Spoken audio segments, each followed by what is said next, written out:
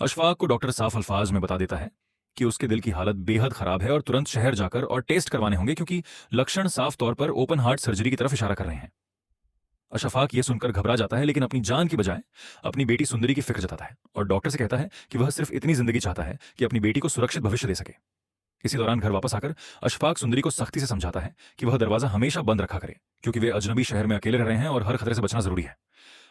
सुंदरी बाप से अपनी मां के बारे में सवाल करती है, जिस पर अशफाक अतीत की यादों में खो जाता है और साफ होता है कि उसकी पत्नी को उसके परिवार ने जबरदस्ती उससे अलग किया था। दूसरी तरफ हवेली में बादशाह अपनी खाला खुर्शीद के पास जाता है, जबकि उसकी मां साहिब जान नाराज हो जाती है और उसे इल्जाम देती है कि वह अपनी खाला को मां से ज्यादा अहमियत देता है। घर में पुराने राजों का जिक्र शुरू होता है और परिवार के लोग एक दूसरे पर इल्जाम लगाने लगते हैं कि खुर्शीद की कैद की असली वजह परिवार की जालिम परंपराएं हैं। इसी दौरान बादशाह को खबर मिलती है कि गुलाम उसकी कामयाबी पर मन्नत मानने मजार गया है। बादशाह ऐलान करता है कि गुलाम और लाजो उसकी जिंदगी का असली सहारा है, जिससे परिवार में और नफरत पैदा हो जाती है। उसी वक्त बादशाह मंत्री बनने की रस्म के बाद गुलाम के साथ शहर की सड़कों पर जाता है और उसी चौराहे पर पहुंचता है जहां उसने पहली बार उस रहस्यमयी लड़की को देखा था।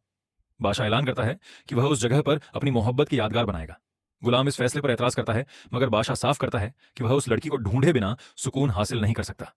इसी दौरान बादशाह मोतिया के पास पहुंचता है, जहां मोतिया उससे मोहब्बत का इजहार करती है, लेकिन बादशाह साफ कह देता है कि वह सिर्फ उस रहस्यमयी लड़की का है और नीयतें किसी और औरत को अपनी जिंदगी में जगह नहीं देगा। मोतिया बादशाह की बात सुनकर गहरे जलन में आ जाती है, मगर इसके बावजूद उससे मोहब्बत का दावा करती है। दूसरी तरफ अशफाक की बीमारी तेजी से बढ़ रही होती है। वह अपनी बेटी को कुरान सीखने की सलाह देता है और यह उम्मीद जताता है कि शायद एक दिन सुंदरी अपनी मां को ढूंढ ले। इसी दौरान एक नया मोड़ आता है जब अशफाक और सुंदरी मोटरसाइकिल पर सफर कर रहे होते हैं कि अचानक एक गाड़ी उनसे टकरा जाती है। अशफाक जमीन पर गिरकर बेहोश हो जाता है, जबकि सुंदरी डरकर चिल्लाने लगती है और इल्जाम लगाती है कि गाड़ी वालों ने उसके पिता को मार दिया है। गाड़ी से डॉक्टर गुलाम और उसकी टीम निकलती है और वे तुरंत अशफाक को मेडिकल मदद देने लगते हैं। सुंदरी गुलाम पर हमला करने की कोशिश करती है और पुलिस बुलाने की धमकी देती है, मगर गुलाम ऐलान करता है कि अशफाक को हादसा नहीं बल्कि दिल का गंभीर दौरा पड़ा है। इसी दौरान सुंदरी खून के निशान देखकर गुलाम पर सबूत मिटाने का इल्जाम लगाती है और पूरे गांव को इकट्ठा करने की धमकी देती है। गुलाम मजबूर होकर अशफाक को तुरंत मेडिकल कैंप ले जाने का फैसला करता है। दूसरी तरफ हवेली में खुर्शीद के अतीत का राज खुलने लगता है, जब कुछ पुरानी जान पहचान वाली औरतें उसे देखने आती हैं और इल्जाम लगाती हैं कि वह परिवार की इज्जत खराब करके भाग गई थी।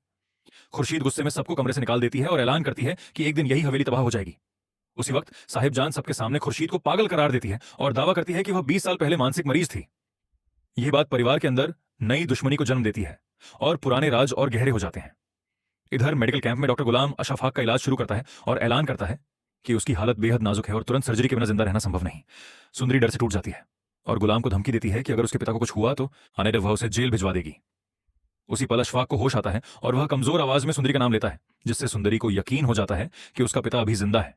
लेकिन डॉक्टर गुलाम ऐलान करता है कि अगले कुछ घंटे अशफाक की जिंदगी का फैसला करेंगे। दूसरी तरफ बादशाह नशे की हालत में हवेली वापस पहुंचता है और अपनी मां से झगड़ा शुरू कर देता है। बादशाह ऐलान करता है कि एक दिन यह हवेली भूकंप से तबाह हो जाएगी क्योंकि यहां जुल्म की नींव रखी गई है। यह सुनकर साहिब जान गुलाम को परिवार का दुश्मन करार देती है और उसे घर से निकालने की धमकी देती है। इसी दौरान बादशाह की दिल की बीमारी भी सामने आने लगती है, जब गुलाम उसे बताता है कि उसके दिल की धड़कन खतरनाक हद तक बेकाबू हो रही है और अगर वह अपनी जिद जारी रखता है तो वह भी सर्जरी का मरीज बन सकता है। कहानी इस खतरनाक मोड़ पर पहुंच जाती है जहां एक तरफ अशफाक जिंदगी और मौत की लड़ाई लड़ रहा है, दूसरी तरफ सुंदरी पहली बार गुलाम के मन सामने मजबूर होकर अपने पिता की जिंदगी की भीख मांगती है, जबकि उधर बादशाह अपनी मोहब्बत की तलाश में अपनी जान खतरे में डाल रहा होता है और हवेली के अंदर पुराने राज विस्फोट की तरह फटने के करीब पहुंच चुके होते हैं।